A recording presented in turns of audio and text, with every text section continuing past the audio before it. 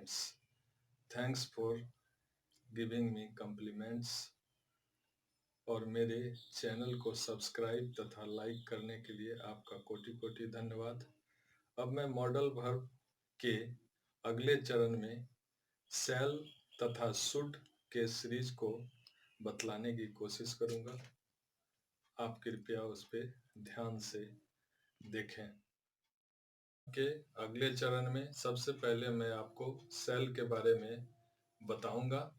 शैल का मतलब होता है गा गे गी, यानी कि आने वाले समय में जो कार्य संपन्न होगा उसके लिए हम शैल का प्रयोग करते हैं। शैल का प्रयोग हम 3 रूप में करते हैं। सबसे पहले सहायक क्रिया के रूप में, फिर मेन वर्ब के रूप में और फिर निश्चितता का बोध कराने के लिए। तो प्यारे दर्शकों, सबसे पहले हम शैल के सहायक क्रिया के रूप का वर्णन करेंगे। शैल का प्रयोग फ्यूचर इंडेफिनिट में एक सहायक क्रिया के रूप में होता है, अर्थात जब भी हम शैल का प्रयोग करते हैं इसका अर्थ है कि वह मेन वर्ब को सहयोग करने के लिए आता है। शैल के साथ एक खास बात यह है कि यह नॉर्मल कोर्स में आई और वी सब्जेक्ट के साथ प्रयोग में आता है, लेकिन यदि कार्य की निश्चितता पहले से तय हो तो फिर सेकेंड पर्सन और थर्ड पर्सन के सभी सब्जेक्ट के साथ शैल का प्रयोग किया जाता है। जैसे यदि मैं कहूं कि मैं जाऊंगा, यहां मैंने एक नॉर्मल बात की है कि कोई ऐसा काम जो आने वाले समय में संपन्न होगा, यहां मैं आई के साथ में शैल का प्रयोग करूंगा। जैसे मैं जाऊंगा यानी आई शैल गो। वहीं अगर मैं कहता हूं कि वह अवश्य जाएगा, तो यहाँ पर नॉर्मल सेंटेंस नहीं बल्कि एक निश्चितता भरी सेंस है, इसलिए यहाँ पर ही शैल गो का प्रयोग करना होगा। कुल मिलाकर शैल का प्रयोग हम आने वाले समय में होने वाले कार्य का बोध कराने के लिए करते हैं, जहां पर सिर्फ आई और बी के साथ ही शैल का प्रयोग किया जाता है। दूसरे अर्थ में यदि हम शैल के साथ बी का प्रयोग करते हैं तो इसका अर्थ होगा कि कोई व्यक्ति आने वाले समय में या तो कोई कार्य संपन्न करेगा या कोई निश्चित चीज बनेगा। जैसे मैं धनी बनूंगा, आई शैल बी रिच।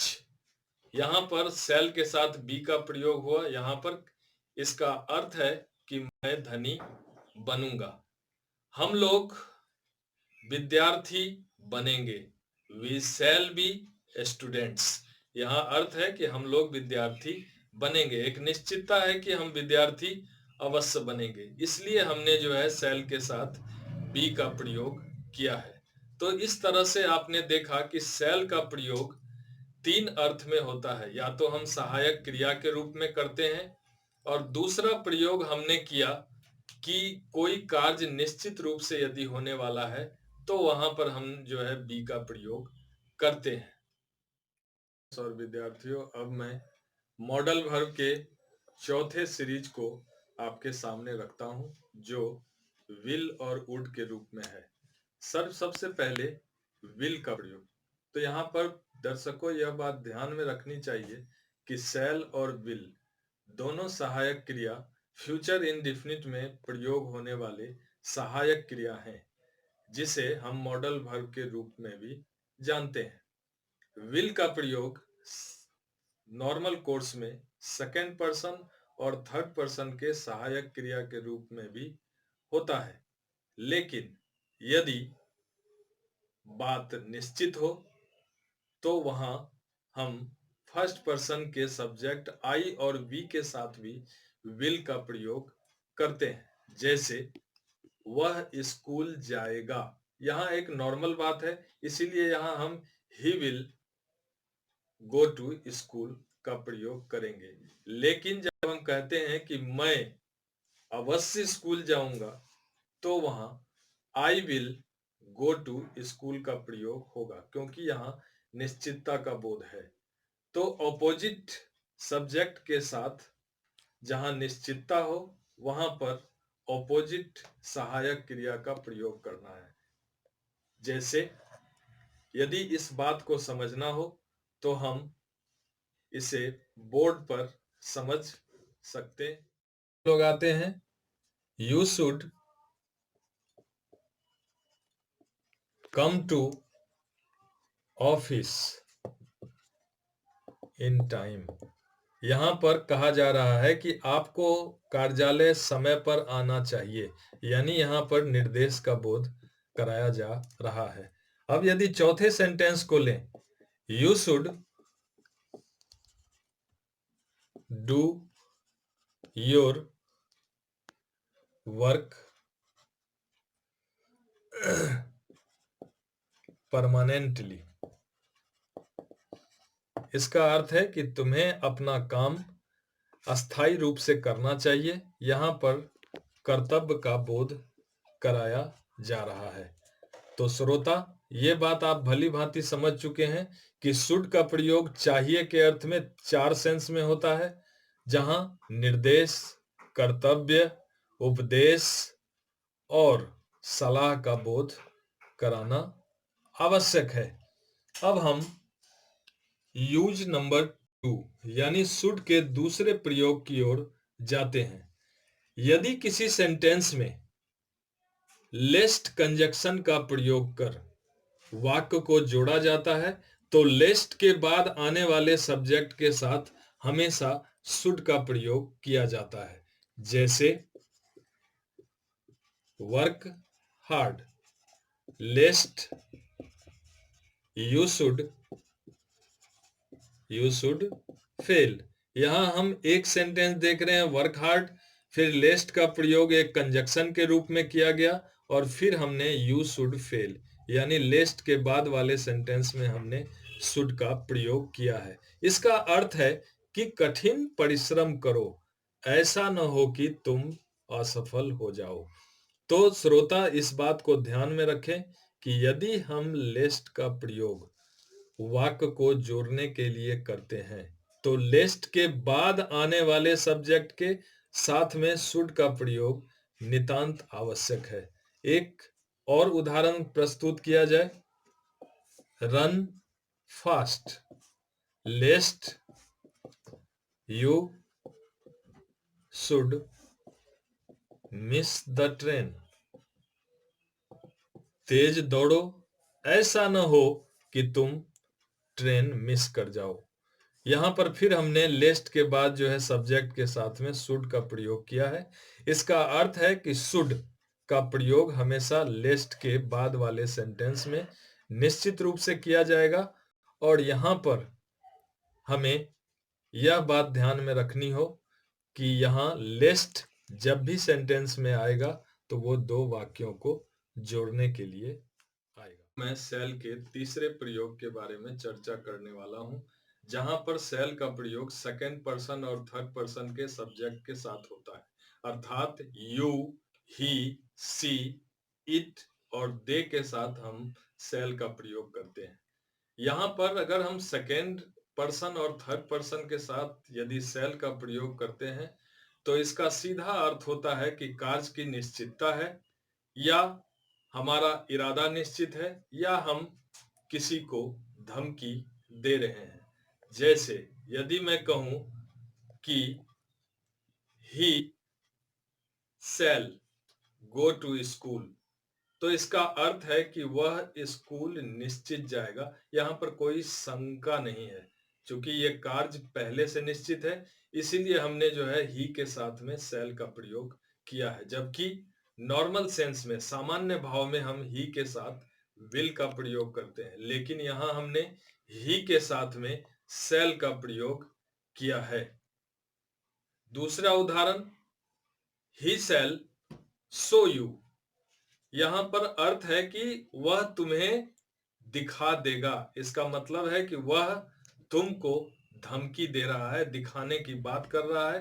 तो यहां धमकी का सेंस है इसलिए यहाँ पर हम ही के साथ में शैल का प्रयोग करते हैं। यहीं अगर हम एक साधारण वाक्य लें, जैसे वह स्कूल जाएगा, यहाँ पर सामान्य भाव है, इसीलिए यहाँ पर ही के साथ में विल का प्रयोग करना होगा, यानी he will go to school, वह स्कूल जाएगा। यहाँ नॉर्मल बात है। श्रोता, आप हर एक बात को गौर से देखें, विचारें और उसे अपने नोटबुक में नोट कर लें। शैल के पास्ट टेंस रूप शुड की चर्चा करेंगे। शुड, शुड का अर्थ होता है चाहिए। दर्शकों, यहाँ चाहिए से अर्थ न तो जरूरत से है और न ही आवश्यकता से है। यानी यदि हम शुड का प्रयोग जरूरत और आवश्यकता के लिए करते हैं तो वह पूर्ण रूप से गलत होगा। यहाँ एक बात ध्यान देना है कि यहाँ चाहिए का 4 अर्थों में प्रयोग होता है। पहला, कर्तव्य, उपदेश, निर्देश और सलाह। यदि हम जब भी चाहिए की बात करें तो वहाँ शुड का प्रयोग होगा और शुड के वहाँ पर ये 4 अर्थ दिए जाएंगे: कर्तव्य, उपदेश, निर्देश और सलाह। यदि हम उदाहरण से समझें, you should take medicine in time. आपको समय पर दवा लेनी चाहिए। यहाँ हमने दवा लेने की जो है एक सलाह दी है, इसीलिए यह सेंटेंस सलाह के अंतर्गत आएगा। दूसरा अगर सेंटेंस लेना है, यू शुड अबे योर पेरेंट्स। तुम्हें अपने माता पिता की आज्ञा माननी चाहिए। इस सेंटेंस में हमें उपदेश का बोध होता है। अब मैं इसे बोर्ड पर समझाने की कोशिश करता हूँ। शैल और विल दोनों के प्रयोग को देखते हैं। नॉर्मल, कोर्स और स्पेशल कोर्स। यहाँ यह बात ध्यान में रखनी है कि नॉर्मल कोर्स में आई और वी के साथ शैल का प्रयोग होता है, लेकिन स्पेशल कोर्स में आई और वी के साथ विल का प्रयोग होता है। दूसरी तरफ यदि हम ही, सी, इट, दे, यू यानी सेकेंड और थर्ड पर्सन के सब्जेक्ट के साथ यदि नॉर्मल कोर्स की बात करें तो इनके साथ में विल का प्रयोग होता है, लेकिन जब ये स्पेशल कोर्स की बात होगी तो यहाँ पर हम शैल का प्रयोग करते हैं। जैसे मैं स्कूल जाऊंगा, यहाँ हमने नॉर्मल बात की, निश्चितता नहीं है, स्कूल जा भी सकता हूँ और नहीं भी जा सकता हूँ, तो यहाँ आई शैल गो टू स्कूल की बात होगी। यहाँ शैल नॉर्मल कोर्स में। यहीं यदि हम कहते हैं कि मैं स्कूल अवश्य जाऊंगा, तो यहाँ पर कार्य में निश्चितता है, यानी संदेह की कोई बात नहीं, इसलिए यहाँ हम आई के साथ विल का प्रयोग करेंगे। आई शैल गो टू स्कूल, मैं स्कूल अवश्य जाऊंगा।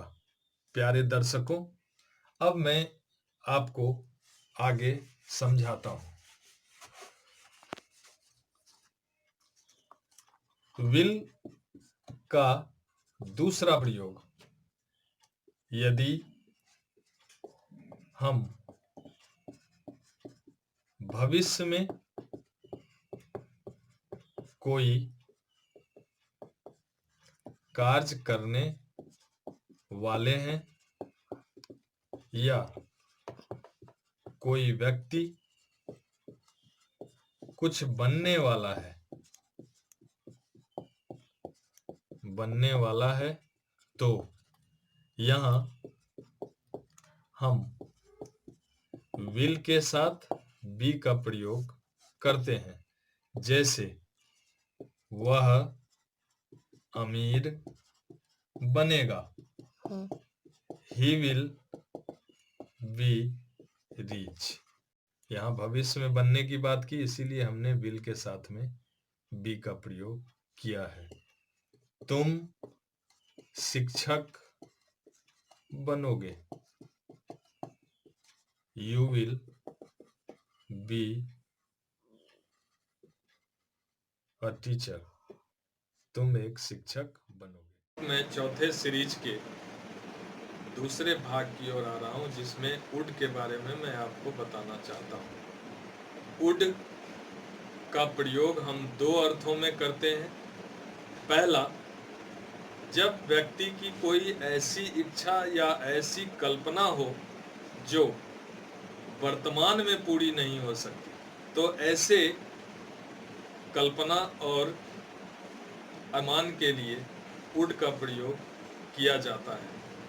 जैसे, यदि मैं पक्षी होता तो आसमान में उड़ पाता। यहाँ दर्शकों ये ध्यान रखना है कि ये जो कल्पना है ये वर्तमान में संभव नहीं है, ये सिर्फ कल्पना है। तो ऐसे वाक्यों के लिए हम वुड का प्रयोग करेंगे। यहाँ इसका वाक्य यह बनेगा कि if I were a bird I would fly in the sky. यदि मैं पंछी होता तो आकाश में उड़ पाता। यदि हम दूसरा वाक्य लें कि if I were a king I would make you my queen. यदि मैं राजा होता तो तुम्हें अपनी रानी बनाता। ये वाक्य भी कोरी कल्पना है और भावना प्रधान है, जहाँ कल्पना के सच होने की कोई गुंजाइश नहीं। तो वुड का प्रयोग पहला ऐसे ही कल्पना और ऐसे ही इच्छाओं के लिए किया जाता है जो वर्तमान में पूरा नहीं हो सकता। अब यदि हम वुड के दूसरे प्रयोग पे जाएं, तो वुड का प्रयोग हम पोलाइट रिक्वेस्ट के लिए करते हैं। पोलाइट रिक्वेस्ट का अर्थ है नम्र निवेदन, लेकिन यहाँ पर यह ध्यान रखना है कि जब हम वुड का प्रयोग करेंगे तो उसके साथ में प्लीज का भी प्रयोग होना चाहिए। जैसे, would you please come with me. क्या आप मेरे साथ आ सकते हैं। यहाँ हमने सामने वाले से पूर्ण रूप से एक पोलाइट रिक्वेस्ट किया है, एक नम्र निवेदन किया है। Would you please take a cup of tea with me. क्या आप मेरे साथ एक कप चाय पीना चाहेंगे। यहाँ हमने सामने वाले से एक कप चाय के लिए नम्र निवेदन किया है। तो ऐसे ही वाक्यों के लिए जो है वुड का प्रयोग किया जाता है। तो श्रोताओं, ये बात ध्यान में रखें कि वुड का पहला प्रयोग ऐसी इच्छा और ऐसी कल्पना के लिए किया जाता है जो वर्तमान में संभव नहीं, और दूसरा, जब हम किसी सामने वाले व्यक्ति से नम्र निवेदन करते हैं तो हम वुड का प्रयोग करते हैं। यहाँ अब मैं मॉडल वर्ब के तीसरे भाग को समाप्त करने वाला हूँ। तो श्रोताओं तथा विद्यार्थियों से मेरा यह नम्र निवेदन है कि मेरे चैनल को अधिक से अधिक सब्सक्राइब करें और लाइक करें, ताकि मैं आपके लिए रोज नए नए विषयों को आपके सामने प्रस्तुत कर सकूं, जो आपके इंटरमीडिएट के एग्ज़ाम के लिए काफ़ी खास है और काफ़ी महत्वपूर्ण है।